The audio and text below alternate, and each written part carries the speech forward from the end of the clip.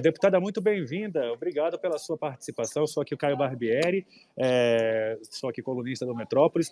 Temos com a Luciana Lima, que gentilmente fez essa conexão para trazer a senhora aqui. Muito obrigado, deputada. Boa tarde.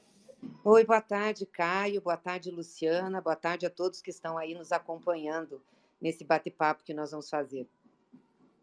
Bom, como uma sala predominantemente de mulheres, eu passo a palavra, então, para a Luciana Lima, minha querida, começar essa entrevista. Opa, as mulheres estão dominando o mundo, né, Caio? Boa tarde, deputada. Muito obrigada por aceitar nosso convite. Eu gostaria de fazer uma pergunta sobre a política de aliança aí do PT. A senhora, na semana passada, né, participou de diversos encontros políticos ao lado do ex-presidente Lula, com o objetivo aí de desenhar uma política de aliança para 2022. O PT tem a companhia já aí de partidos de esquerda, como o PSB, PCdoB, PSOL, entre outros, para a campanha de 2022, né? Para que lado o PT terá que construir apoio agora? Quem do centro topa se aliar?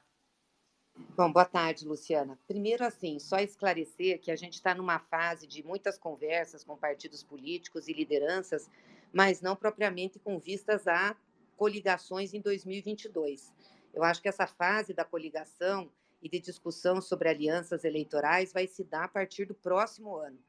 Por enquanto, a gente tem conversado muito sobre como fortalecer uma oposição ao governo do Bolsonaro, que é algo que nos une tanto aqui no Congresso Nacional, nas ações e articulações das nossas bancadas, como também em relação aos movimentos sociais, aos movimentos de rua contra o governo Bolsonaro. Então, essas conversas se deram muito em torno disso, como fortalecer um campo de oposição ao governo Bolsonaro. É bem possível que isso se desdobre lá na frente, na construção de alianças, né, partidárias com vistas à eleição. Mas, por enquanto, nós não estamos ainda tratando desse aspecto. Claro que nós, né, como um partido que vai disputar a eleição, tem aí a pré-candidatura do presidente Lula, embora ele também tenha dito que só vai ter essa definição ano que vem, nós temos interesse de construir um leque maior, né, para além do PT aí com outros partidos. E, obviamente, que as conversas prioritárias nesse sentido vão se dar, no meu entender, da direção do partido, com esse campo que a gente chama de democrático popular, né, mais de esquerda, centro-esquerda. Então, estão aí nesse campo para as nossas conversas a partir do próximo ano, o PSB, o PSOL, o PCdoB, e estamos conversando também com algumas outras lideranças e partidos que são do centro da política. A gente entende que para disputar uma eleição como essa, nós vamos precisar conversar também com setores aí mais ligados ao centro, mas nós não começamos ainda essa articulação com vistas à eleição, né? E a prioridade de conversa do ponto de vista eleitoral, em um primeiro momento, vai ser com os partidos desse campo democrático e popular. Deputada, aproveitando esse gancho em relação ao governo Bolsonaro, hoje o relator da CPI apresentou o texto final aí, sobre os possíveis crimes cometidos pelo presidente da República durante a gestão da pandemia da Covid-19. Como que o PT, como que a senhora receberam essa versão final do texto? Contemplou os partidos? A senhora ficou satisfeita? O Partido dos Trabalhadores como um todo concordou com o que foi colocado ali? Olha, eu acho que foi um relatório bem contundente, né? Ele relaciona ali 24 tipos de crime, indicia 70 pessoas, mais empresas, tudo fruto das oitivas que a CPI teve, das investigações feitas, dos levantamentos feitos. Então, eu acho que foi um relatório contundente. Claro que tinha a questão do genocídio, que era algo que a gente esperava, mas acho que isso foi substituído pelo crime contra a humanidade. E eu vi agora uma declaração do relator, do senador Renan, de que vai encaminhar ao Tribunal Penal, a tribunais penais internacionais, para que Bolsonaro seja processado. Vi também a declaração dele, né, dizendo que não tem culpa de nada, que eles não são responsáveis por isso, fizeram tudo que estavam ao alcance, o que não é verdade, né? Qualquer pessoa que acompanhou minimamente não só a CPI, mas o drama que a população brasileira está vivendo, com mais de 600 mil mortes e com todas as consequências disso para o campo econômico e social do Brasil, sabe que o governo, além de omisso, deu causa para que isso acontecesse, né? Então, eu acho que esses indiciamentos e encaminhar esse relatório ao Ministério Público e também a Tribunal Internacional é muito importante, né? O mundo está olhando para o Brasil e para o que aconteceu aqui em relação a essa pandemia.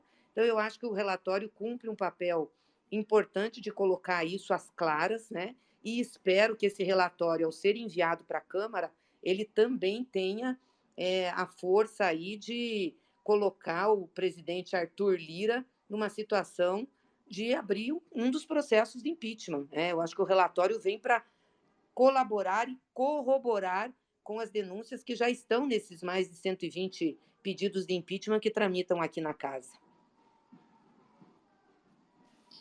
Deputada, eu gostaria que a senhora comentasse outro fator também da CPI, que foi a ausência do depoimento, por exemplo, do ministro hoje da Defesa, Walter Braga Neto, mas que, no início, ele coordenava todas as ações aí contra a pandemia, né? Ele centralizou todas as ações do governo na pandemia. A senhora acha que a CPI errou em não convocar o ministro Braga Neto para prestar depoimento e essa responsabilidade por ações e inações, a senhora acha que ficou a desejar no relatório apresentado pelo senador Renan Calheiros? Eu acho que em relação a ações e inações, o relatório está bastante completo, porque pega quase todos os aspectos aí dessa crise que a gente tem. E relata bem os crimes que foram cometidos, né? Os crimes comuns, e claro que tem relação à responsabilidade do presidente da República. Em relação ao general, eu acho que a CPI deveria ter convocado, mas obviamente que, como é uma CPI numa casa legislativa, ela também está sujeita à correlação de forças, né? Então, nem sempre o que a gente acha, a gente consegue. Eu acho que a CPI conseguiu avançar muito, né? Mesmo o governo pressionando, indo para cima, fez uma maioria para que as investigações acontecessem. E nós temos que pegar isso que a CPI levantou e ir para cima, tanto aqui na Câmara, com a CPI, com a abertura do processo de impeachment, né? Pressionando Lira e a base do governo aqui, como para as investigações no âmbito do Ministério Público, da Polícia Federal e também no Tribunal Internacional. Deputada, nessa seara ainda, eu queria fazer uma pergunta muito objetiva para a senhora.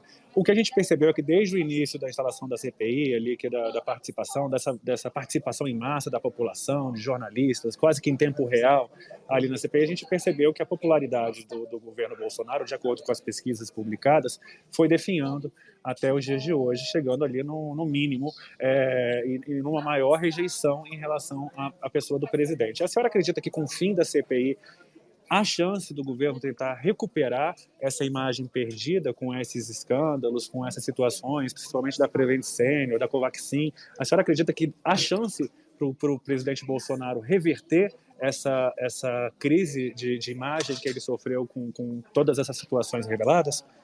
Olha, Caio, eu acho que os fatos são muito graves, né? E não tem como reverter as mortes que aconteceram pelas ações que o governo teve, pela postura do Bolsonaro e pelo que eles deixaram de fazer, o que é mais grave ainda para a população. Eu assisti alguns depoimentos, né, de pessoas que perderam parentes, que perderam amigos, e é muito forte, e muitas dessas mortes teriam sido evitadas. E, por consequência, muito drama social e econômico também. E a população está sofrendo com isso. Então, não vai reverter o sofrimento da população só o fato de não ter mais CPI. A população vai continuar sofrendo. E não me parece disposto a tomar medidas que teria que tomar no sentido de reverter esse sofrimento, né? Até em relação ao auxílio emergencial ou Auxílio Brasil, que eles estão querendo propor, o que eles estão propondo é muito tímido e ainda tem confusão grande no governo em relação a isso. Então, não acho que o fim da CPI vai melhorar a situação do governo. Acho que as pessoas ficaram muito informadas do que aconteceu, têm noção da responsabilidade do governo e principalmente do Bolsonaro, e isso tende a continuar. Deputada, hoje teve uma manifestação senador Flávio Bolsonaro que deixou muitas pessoas chocadas, né? Ele diz que o presidente Bolsonaro ri das acusações da CPI. Ele falou ainda que os crimes atribuídos ao presidente são piadas de mau gosto, né? E ele já havia se pronunciado também quando a CPI ouviu as vítimas, dizendo que as vítimas que ali estavam eram do PT e, por isso, já escolhidas a dedo, né, para falar mal do presidente. Como é que a senhora encara essa reação do filho do presidente às acusações da CPI? Uma tristeza imensa, né, Luciana? Aliás, o Bolsonaro continua na mesma linha que ele teve desde o início dessa crise, né, de desdenhar das vítimas, quando ele disse que não era de coveiro, quando ele perguntou se vocês querem que eu chore, disse que era uma gripezinha. Ou seja, isso só corrobora que a postura dele não é a postura de um presidente da República e de alguém preocupado com as pessoas, que consegue se colocar no lugar do outro, sentir a dor do outro. Mas é uma barbaridade dizer que ele ri, né, do que o acusam ou do relatório da CPI. Ele não deve nem ter lido isso, ele devia ler para saber exatamente o que ele causou nas pessoas, né, a dor imensa que as pessoas estão. Então, um presidente que acha que é piada, né, que ri, está rindo da dor alheia. Ele não tem condições, por isso que a gente está vivendo essa crise, infelizmente, né, porque se tivesse o mínimo de responsabilidade, de senso com a vida, com a dor dos outros, ele não agiria dessa forma. Então, acho que mostra que a CPI tem toda a razão, né, e a punição dele tem que vir e ser uma punição forte. O relatório, quando aprovado, ele vai ser não só encaminhado para a Câmara, mas também para a PGR, lá para o Augusto Aras. A gente sabe da postura dele em relação a algumas questões do governo. A senhora acredita que o PGR ele vai dar o encaminhamento aos pedidos de indiciamento? O que a senhora acha que a gente pode esperar da postura do Aras em relação ao relatório do Renan Calheiros? Eu espero que ele tenha uma postura como um homem que representa o Estado, né, e não o governo, e realmente encaminhe. Ele tem encaminhado algumas coisas, não todas as denúncias que chegam a ele, todas as reclamações, mas algumas coisas ele tem encaminhado, e eu acho que pela contundência desse relatório, se ele não fizer isso, ele vai ser conivente e vai ser corresponsável, né, de não encaminhar para que o presidente da República responda pelos crimes que ele cometeu. Não creio que o PGR queira ser corresponsável por isso, porque vai ser socialmente, juridicamente, vai ficar com essa mancha na mão se não encaminhar. E eu acho que a sociedade tem condições também de pressionar, né, no sentido de fazer manifestações. A mesma coisa aqui com a Câmara dos Deputados, né? Se o Arthur Lira não encaminhar para abrir um dos pedidos de impeachment, ele é responsável igualmente como o Bolsonaro por tudo isso que está acontecendo, porque estão ali relacionados crimes, as pessoas foram ouvidas, documentos existem que comprovam, mostram os crimes praticados pelo presidente da República e por pessoas do seu governo. Então, se não fizer isso, vai ficar com responsabilidade compartilhada. E a gente tem que denunciar isso e tem que pressionar. Deputada Gleice, o governo vem desenhando aí o programa Auxílio Brasil, né? Que é apresentado aí como um novo Bolsa Família e que vem sendo considerado uma alavanca para a popularidade aí do presidente Bolsonaro. Como é que o PT pretende fazer essa disputa em 2022 pelo voto dos mais pobres? Olha, primeiro, Luciana, que eu acho que tanto o PT como o presidente Lula têm grande credibilidade junto à maioria da população, que é trabalhadora, pobre, em relação a programas sociais, né? Quando nós implementamos o Bolsa Família em 2003, tinha uma estratégia de governo para reduzir a pobreza, acabar com a miséria no Brasil. Não era um programa de decreto ou de medida provisória, como o Bolsonaro está fazendo agora, visando as eleições. Era um conjunto de ações que protegiam os mais pobres. Então, tinha o Bolsa Família, que tinha foco, né, para acudir as pessoas que estavam em situação mais vulnerável naquele momento, ligava isso à frequência escolar das crianças, também a levar as famílias e as crianças a ter um acompanhamento mais firme de saúde, também há um empoderamento, em certo sentido, das mulheres, porque a maioria dos cartões, mais de 90%, estão nas mãos das mulheres. Então, tinha esse objetivo. E, junto com isso, tinha um grande programa de investimentos do Estado brasileiro, que foi responsável pela geração de quase 20 milhões de empregos. Tivemos uma política de valorização do salário mínimo com aumento real, a facilidade de acesso à previdência social e programas de assistência social. Fizemos o cadastro único, em que o governo tinha condições de ter informações sobre a população mais vulnerável, saber onde ela estava e disponibilizar outros programas para ajudar, como foi o caso do Luz para Todos, do Cisternas, depois do Mais Médicos. Então, territorialmente, a gente tinha esse mapa. E foi esse conjunto de ações e medidas que fez com que a gente enfrentasse a pobreza extrema e tirasse quase 40 milhões de pessoas da miséria no Brasil. Não foi pouca coisa. O Bolsa Família é o maior e o mais focalizado programa de renda condicionada do mundo. Por isso o sucesso do Bolsa. O que o Bolsonaro quer fazer agora é fazer um programa para substituir o Bolsa Família, que desestrutura essa relação e essa visão estratégica de combate à pobreza e à miséria, dá um aumento pífio, né, de mais R$ 100 em cima do auxílio emergencial, e não tem nenhum acompanhamento mais estruturado por parte do Sistema Único de Assistência Social, que era a humanização exatamente do Bolsa Família e dos outros programas. Agora vai ser um aplicativo de telefone, simplesmente para a pessoa receber o dinheiro. E isso não vai fazer diferença no enfrentamento à situação de pobreza que nós estamos vivendo no Brasil. Nós temos uma inflação alta, um desemprego enorme, as pessoas tendo que se virar para sobreviver. Então, mesmo esse aumento de R$ 100 que ele quer dar, não vai conseguir fazer com que as pessoas saiam dessa situação mais difícil.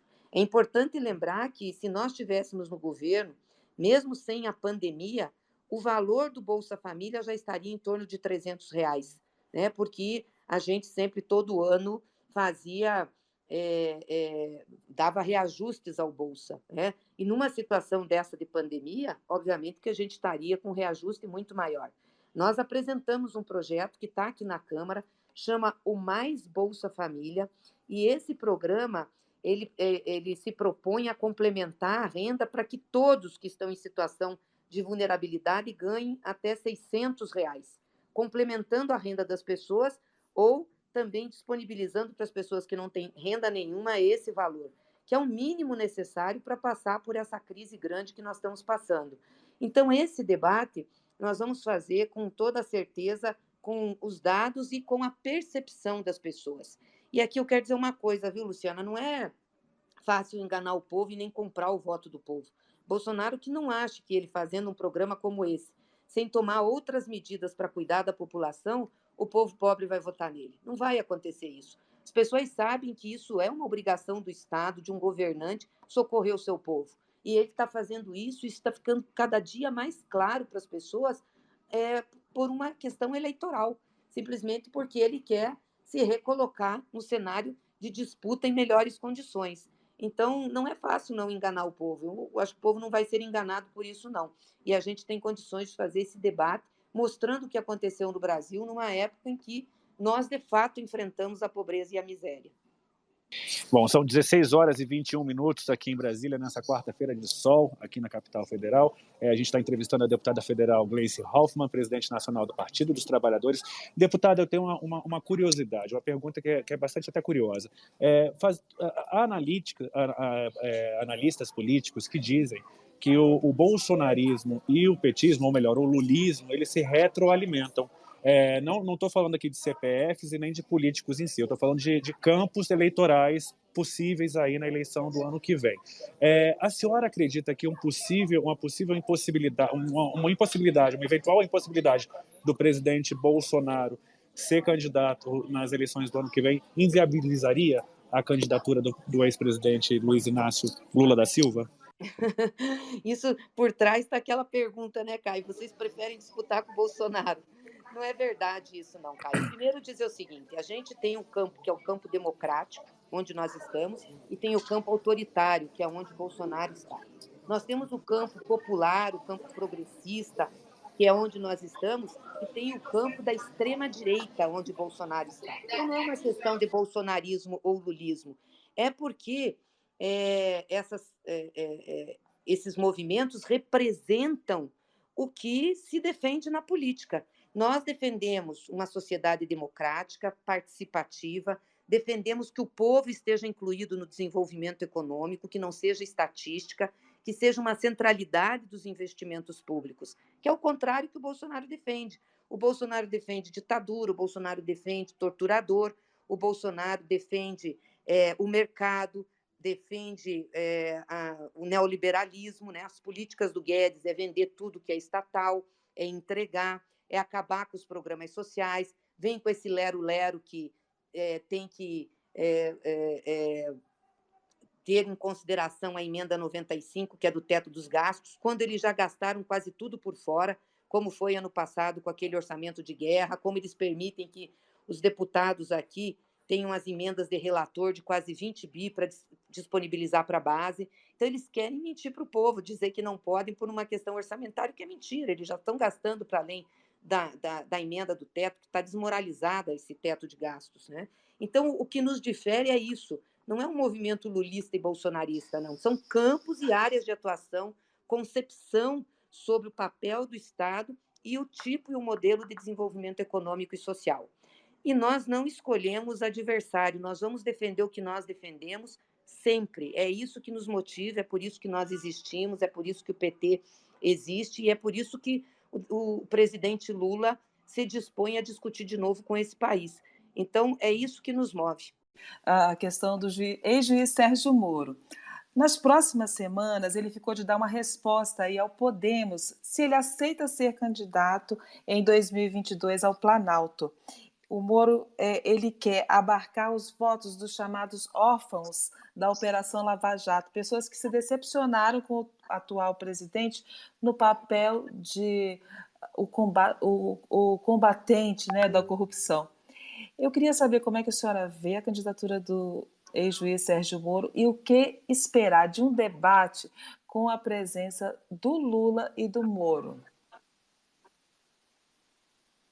Sabe, eu acho bom que o Sérgio Moro venha ao sol para falar, para ser candidato, para se expor. Ele tem muita coisa para explicar, inclusive a condução que ele fez na Lava Jato, condução criminosa, né, o que foi atestado pelo Supremo Tribunal Federal quando julgou ele um juiz suspeito, um juiz que se prevaleceu da sua posição para fazer perseguição política, para impedir a candidatura do Lula em 2018 e que levou a esse resultado do Bolsonaro que está aí. Ele tem muita responsabilidade sobre isso, mas muita responsabilidade.